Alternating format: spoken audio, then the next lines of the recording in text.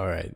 Hey everybody. This is a bit of a different video for me, I suppose. As you can probably tell, it is dark out because it is currently 2:50 in the morning, and I was so distracted by this that I couldn't fall asleep. I had to talk about it. So, for anybody who's been sleeping under a rock recently, the Jake Paul Mike Tyson fight happened technically yesterday, earlier tonight, whatever you want to call it. I mean, look at this. I'm literally wearing my Lilo and Stitch Hawaiian shorts.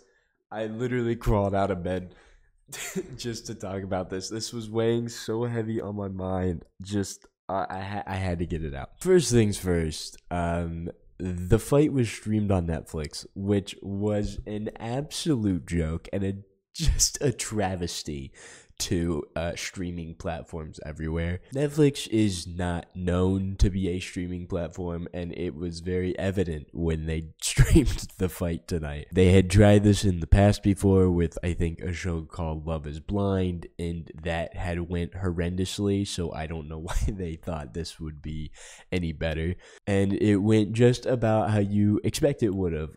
Constant buffering, people crashing out all the time. You had way too many people trying to pile into this one live stream that it turned into one big gangbang on Netflix's streaming services. And because everybody wanted to have fun, nobody got to have fun when it came to watching the fight. My best way of watching the fight was going on TikTok and watching some random TikTok live of a guy holding his phone in front of his TV. That was the best way I could watch it. So while Netflix made the fight unbearable to watch already with the constant buffering, Jake Paul and Mike Tyson did not help it at all either. Their contribution to the entertainment factor dropped drastically as soon as they stepped into the ring. Now, don't get me wrong.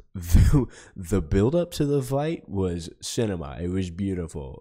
For those of you who may have seen it or haven't seen it, there have been constant things going around during the pre-fight meeting or whatever it's called. I don't know the technical term for it. Jake Paul, I think accidentally or purposefully, I don't know, steps on Mike Tyson's foot, to which he proceeds to smack the frick out of Jake Paul. Jake Paul takes this and begins to taunt Mike Tyson, being like, I didn't feel squat, I didn't know, but whatever. So that was kind of funny. And then during the Netflix live stream, they interview Mike Tyson, and he finishes his interview and he turns around, and as he's walking away, it's just his bare booty cheeks out for everybody to see. Like, his cake is on full display. I don't know what he's wearing in that clip, the G-string or whatever that is. I don't think that's proper boxing wear. I don't know what the frick you would use that for. But outside of that, that was pretty much all you could get entertainment-wise out of the fight. Because after that, you had probably one of the cringiest walkout sequences to ever occur, with the Paul brothers riding in the back of this super decked out looking car. But Jake Paul looked like he wasn't going to a fight. It looked like he was going to Disneyland for the first time. He had a giddy smile on his face, and he was just happy to be there. And then while the Paul brothers had this massive group of people following them and watching them walk out, Mike Tyson didn't have anybody walk out with him. It was kind of sad. He walked out all by himself until just a pack of cameramen started following him. Not to mention that they really drove home the point that there were celebrities there. I don't know how many times I saw Shaquille O'Neal or this one blonde chick actress, I don't know her name, but she was shown all the time. I think they only did that to distract from the fight sometimes, because the fight was just a nightmare to watch. And to be fair, everybody should have seen it coming. To anybody that's not educated in boxing, it was bound to be a blowout from the beginning. In, I think, almost everywhere except for Texas, you can't even fight anybody that is 10 years older or younger than you. It's just not allowed. But in Texas, they let that happen, and where is it taking place? Lo and behold, Texas. So, but you have Mike Tyson, who's a 58-year-old, washed, old, slow boxer, going up against a 27-year-old Jake Paul, who's in his prime. And has been practicing his boxing skills. It was bound to be a blowout. I didn't plan on watching the fight, to be honest, but I kind of withheld a little bit of hope that maybe Mike Tyson would do something. Mike Tyson is known for just having that killer instinct, and I think that allowed me to feel like he wasn't going to just throw the fight for money. So I was like, maybe I should tune in. Maybe he's trying to prove something. And to his credit, in the first 2 rounds, he kind of came in with some pep and fire in his step. He came in swinging, going hard. Jake Paul kind of on the back foot. Maybe a little bit better in the second round for Jake Paul, but he it all fell off after that. From rounds 3 to 8, Mike Tyson looked like he was about to drop dead at any possible moment. I mean, the dude was shuffling around with a knee brace on, and anytime that Jake Paul did anything, he was about 10 seconds too slow to react to it. The amount of times I saw Mike Tyson, like, get hit and then stand there for a second and then just start doing the wiggles back and forth was incredible.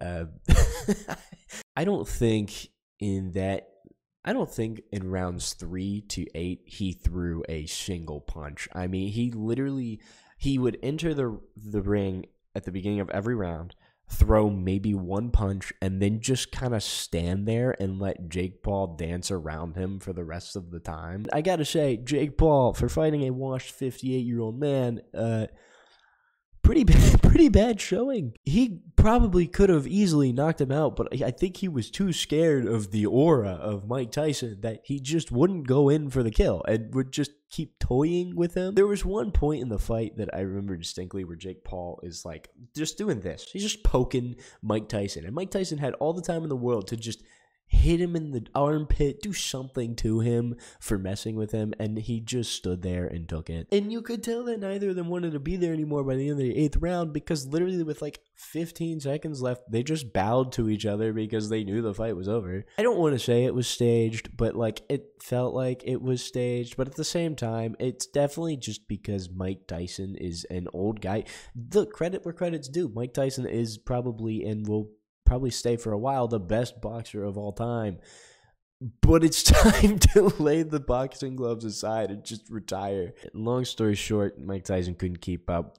Really boring fight. Netflix did not help with how bad the streaming coverage was. And the whole time, the announcers were just on some copium, trying to find anything to say to make the fight interesting. But everybody knew that the fight was over after round 2. You were just sitting there at that point to see if Jake Paul would knock out a 58-year-old man or if he would somehow miraculously survive, which he did. So, hey, good job, Mike Tyson. But yeah, that's all I had to say. It's now 3 in the morning, and I kid you not, I laid in bed after this fight, and I just couldn't get it off my mind, and I needed to say something and to someone, so here we are. This isn't going to be a normal thing. I just wanted to say this and get this off my chest, so thank you guys for listening to my rant.